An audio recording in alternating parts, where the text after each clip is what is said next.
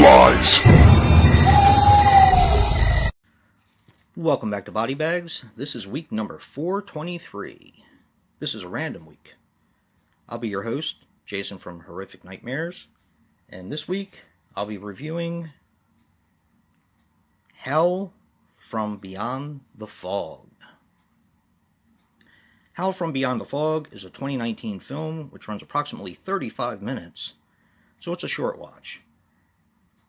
It's written and directed by Daisuke Sato. He didn't have anything to his credit. Now, these are all voice actors, and I'll get into why that is in a little bit. But this stars Shigeru Inoue as Ihi. He did the voice for Your Name and The Garden of Words. This also stars Michiyo Ishimoto as Inami. She did the voice for Moonless Dawn and some shorts. And Akane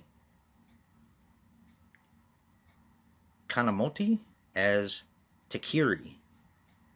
She didn't have anything to her credit as well. Now, before I get into the review and kind of what this movie's about, I wanted to thank Glenn, Rob, and Chris from Crispy Movies. Not sure if you guys are aware, but every couple weeks we actually get together and kind of face chat for a few hours. It's a really good way to keep in touch with each other, even though we all have separate lives. And, just because, we're all pretty much friends on this channel. But we all do different segments. So it's a really good way to kind of keep in touch and, just talk. Hopefully, eventually we'll be able to do a stream. But, like I said, it's really nice to be able to talk to these guys. And when I told them that I had picked up this film, Howl from Beyond the Fog, they were telling me a little bit about it, and I hadn't had plans to watch it probably for a while because my 31 days of horror in October are coming up, so I'm kind of like bogged down with everything. But when they described the film, I was like, I gotta watch this. And Rob actually encouraged me, VHS82, he encouraged me to review this for the channel. So thank you guys, I really appreciate that. This film blew me away. I'm going to get into a little bit of a synopsis because, like I said, it's only a 35-minute film, and then I'll tell you how I felt about it. Besides the fact that it blew me away. This tells the story of Ihi. He is on a train in the beginning of the film, going back to kind of to visit his mom. He doesn't really know his mom. I guess he was given up for adoption. And his twin brother had actually passed away. So he's going back to where his mom lives in order to, I guess, get to know his mom. It's kind of a weird situation. So when he gets there, he finds out he has a cousin named Takiri. Takiri is blind.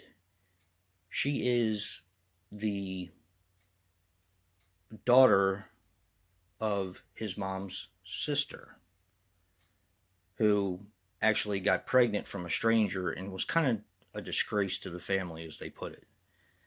Now, Takiri is blind. And you find out a little bit why that happened further on in the film, but I'm not going to tell you what it is. So when they meet, they instantly like each other, and there is supposed to be a lake god on the mountain where they live. Now, Ihi's mom owns that mountain, and they want her to sell the mountain to them so they can get fresh water from the dam or whatever. But she will not sell because it's been in their family and they pray to the lake god. The lake god just happens to be a kaiju. And the kaiju and Takiri, Ihi's cousin, have kind of a odd relationship, if that's the way I can put it, an odd relationship. She's blind, so she's not afraid of the kaiju, and they're able to interact with one another. And she teaches her cousin Ihi to interact with the monster as well. Meanwhile, the people that want the mountain want to kill the monster and force the lady to sell. That's basically the story in a nutshell. Now let me get to my favorite part, is what I loved about this film. This film, and it impressed me, and I'm not... Okay. This movie is from SRS, Sub Rosa Cinema. We know Sub Rosa from being very low budget, shot on video, sometimes filmmaking.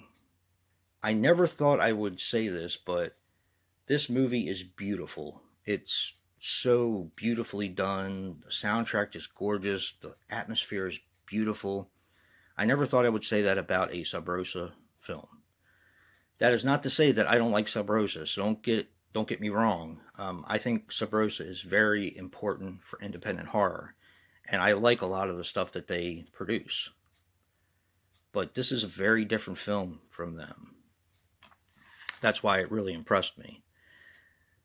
Now, this movie is done, and this is what sold me on the film from Glenn and Rob and Chris. This movie is done with puppets. And I'm just completely blown away.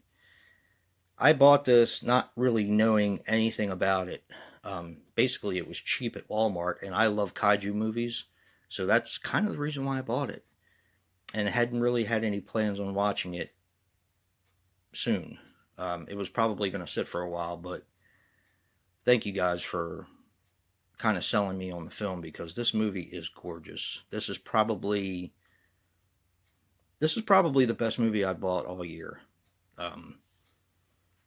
It's beautiful. It's just a beautiful film. I don't really know what else to say about it, other than it's gorgeous. So definitely check this one out. If you like kaiju movies, I know you're definitely going to like it, but it's so different and so beautiful. Definitely check this out. And if you like what you see in here, hit that like button and subscribe.